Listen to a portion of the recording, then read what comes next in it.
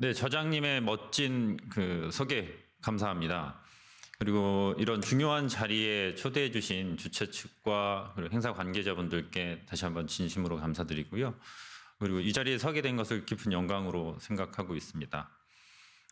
저는 방금 소개에서 말씀드린 것처럼 10여 년간의 그 사이버범죄수사대 수사관으로 재직을 하면서 사이버 공격자들을 추적하고 분석하는 업무를 담당했었고요.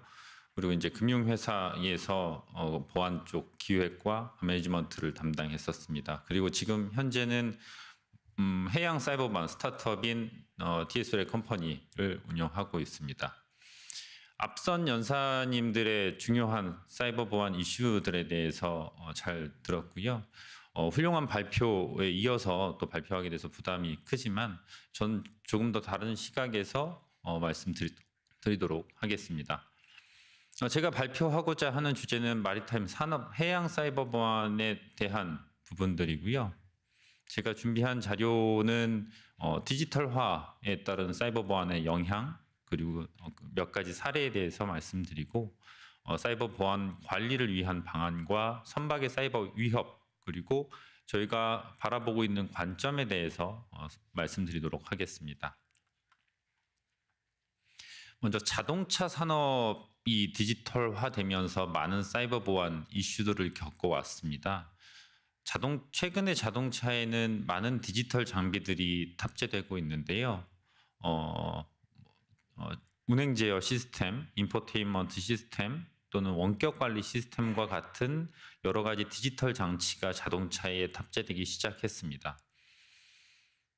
이에 따라 자동차 산업에서는 많은 사이버 보안 이슈들을 겪어왔는데요. 대표적으로는 왼쪽의 그림과 같이 어떤 운전자의 사용자 정보 누출과 관련된 부분들, 그리고 자동차 도난 또는 원격에서 자동차를 훔치는 부분과 같은 사고들이 발생을 했었습니다. 이로 인해서 어떤 사이버 보안의 이슈로 인해서 자동차 업계는 리콜을 단행할 수밖에 없었고요. 이 리콜로 인해서 제조사들은 큰 손실과 어떤 비용의 어떤 낭비와 같은 어떤 피해를 입은 바가 있습니다.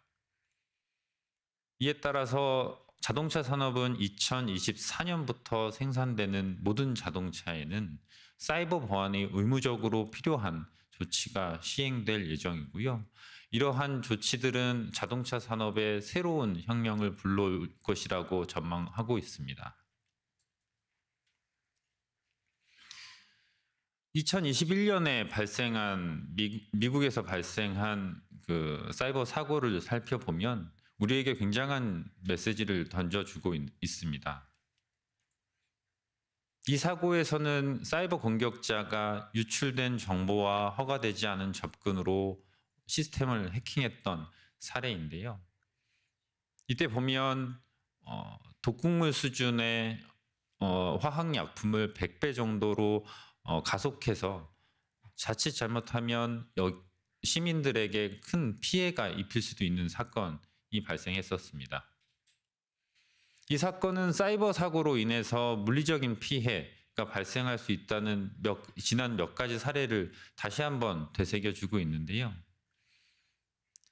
해양 영역에서도 중요한 데이터가 사이버 공격자에 의해서 판매되고 있거나 최근에 아시아 영역의 해양 컴퍼니들이 해킹을 당하는 사건들이 증가하면서 우리는 이에 대한 우려를 더 할 필요가 있습니다.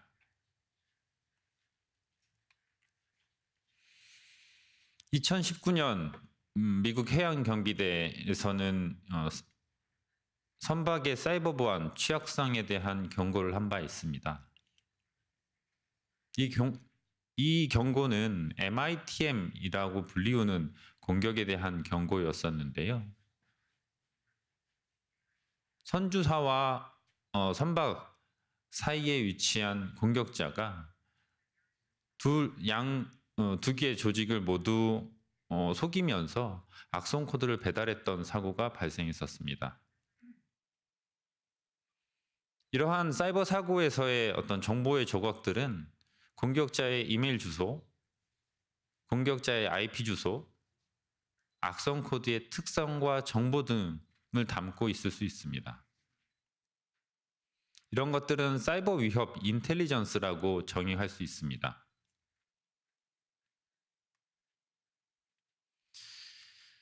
우리는 사이버 보안 위험 관리를 요구받고 있습니다. 사이버 보안 위험 관리에서는 효율적인 사이버 보안 관리가 필요한데요. 그에 대한 세 가지 요소는 자산, 위협, 취약성, 이 세 가지 요소입니다. 자산은 컴퓨터 베이스의 시스템으로 정의가 되고 있고요. 위협은 의도되지 않은 위협과 의도하지 않은 위협 두 가지로 분류할 수 있고, 우리는 이런 위협에 대한 많은 데이터베이스가 있을수록 위험 관리를 효과적이고 효율적으로 진행할 수 있습니다. 또한 취약성에 대한 정보도 매우 중요한데요. 저희의 연구에서는 선박의 기자재 시스템에서 알려진 취약성들 146개 이상이 확인되었습니다. 이러한 알려진 취약성들은 공격자의 공격 시간과 공격 노력을 단축시킬 수 있기 때문에 굉장히 신속한 조치가 필요한 항목이라고 생각하고 있습니다. 우리가 또한 관리해야 되는 것들은 사이버 위협에 대한 부분입니다. 위협을 식별하고 개선하는 작업들이 위험 관리의 활동의 일부입니다. 우리가 알고 있는 자산, 규정, 법률, 취약성 등은 통제할 수 있고 예측할 수 있습니다. 하지만 알려지지 않은 자산, 휴먼 에러, 악성 코드에 대한 공격 등은 예측할 수 없고 제어할 수 없습니다.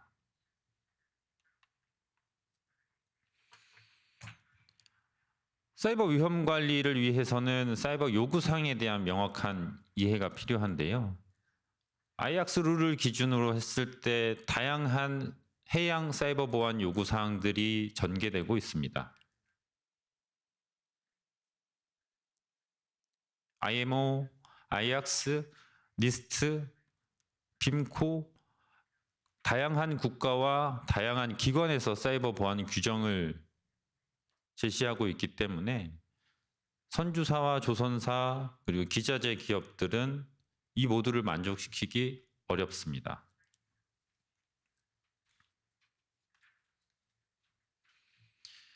선박의 사이버 위협에 대해서 말씀드리고자 하는데요. 선박의 디지털화로 인해서 많은 연결 지점이 만들어졌습니다. 한 연구 결과에 따르면 오피스룸에 있는 컴퓨터 92.3%는 인터넷과 연결되어 있고, 선상 시스템의 통합 제어 시스템은 14.3%가 인터넷에 연결되어 있다고 합니다. 특히 주목할 것은 이들 시스템의 84.6%는 원격에서 관리되고 있다는 점입니다. 이러한 모든 연결 지점은 공격자가 접근 가능한 통로, 즉 공격 표면으로 정의할 수 있습니다. 우리의 지난 연구에서는 선박과 해양 산업을 타겟으로 한 사이버 공격자들에 대해 연구해 왔습니다. 이 공격자들의 첫 번째 단계는 사이버 정찰 활동이었습니다. 사이버 정찰 활동을 통해서 선원에 대한 정보, 선박에 대한 정보, 선주에 대한 정보, 기자재에 대한 정보, 다양한 공격 표면에 대한 정보를 정찰하고 있었습니다. 최근의 랜섬웨어 공격 조직들은 시스템을 파괴하고 돈을 요구하는 것을 떠나서 회사의 내부 정보를 탈취하고 인터넷에 공개하는 형태를 띠고 있습니다. 그 내부 정보, 해양 기업의 그 내부 정보에는 선박과 관련된 내부 시스템 정보, 민감한 정보들도 포함되어 있습니다.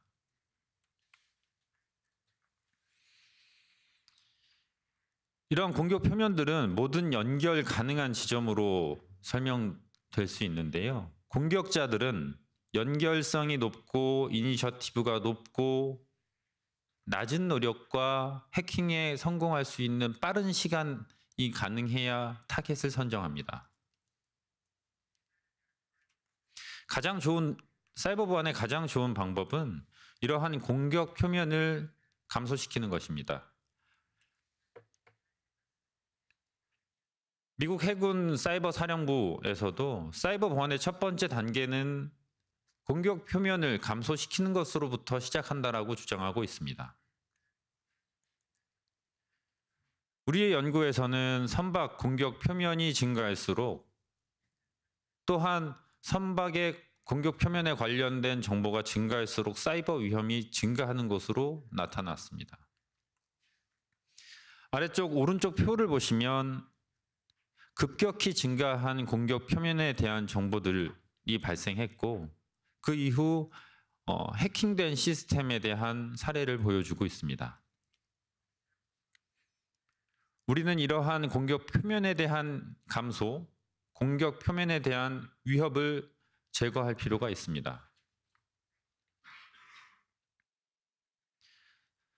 선박 사이버 보안은 굉장히 다양한 분야의 전문 지식과 기술이 요구됩니다.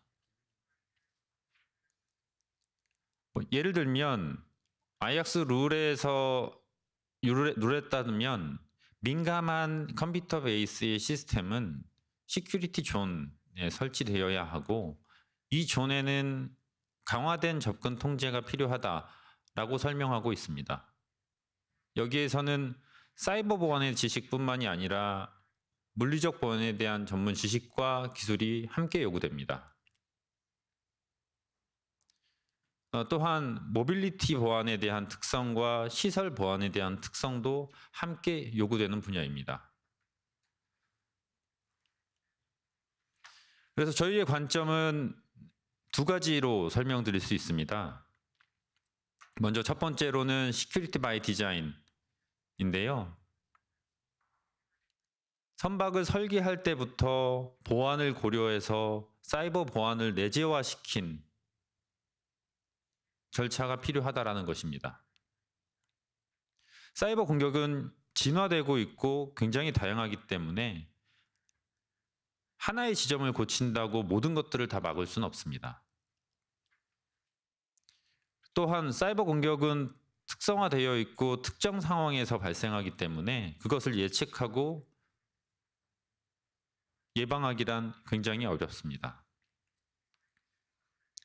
그렇기 때문에 해양 산업과 선박에 특화된 기술과 보안 장치가 필요한 것입니다.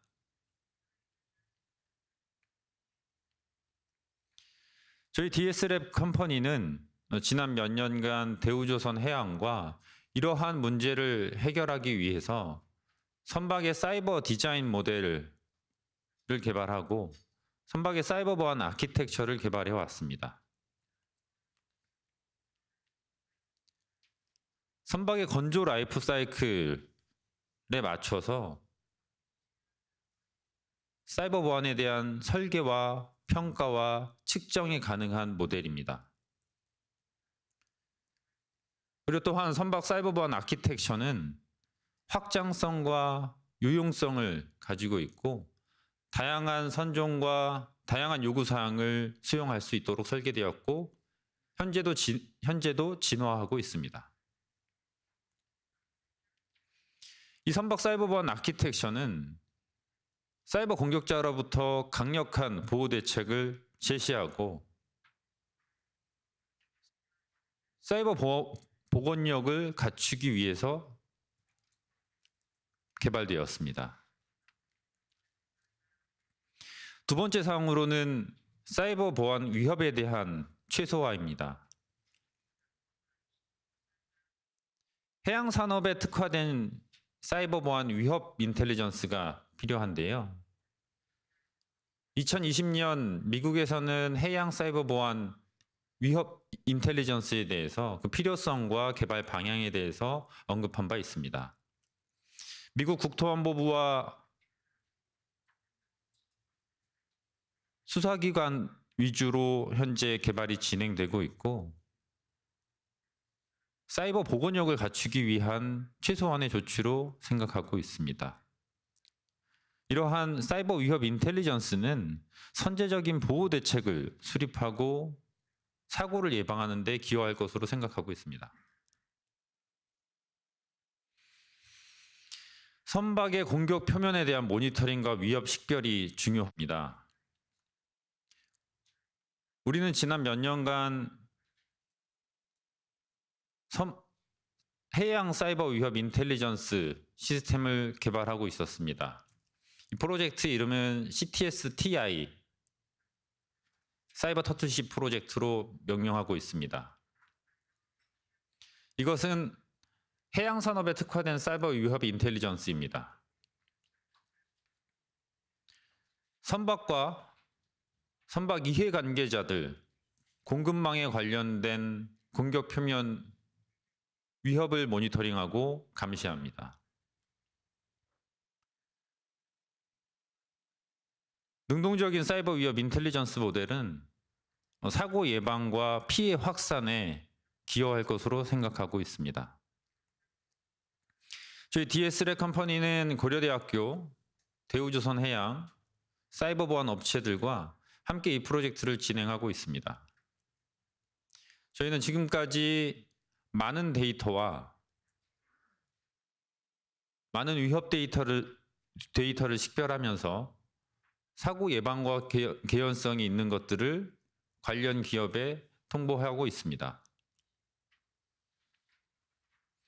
이것들은 위협을 식별하고 CBS를 식별하고 공격 표면에 대한 모니터링을 통해서 완화 대책을 제시하는 것이 주요 기능입니다. 네, 다시 한번 이 자리에 참석해 주신 귀빈 여러분과 이 발표를 하게 만들어 주신 주최 측에 감사드리고요. 여기까지 해서 제 발표는 마치도록 하겠습니다. 감사합니다.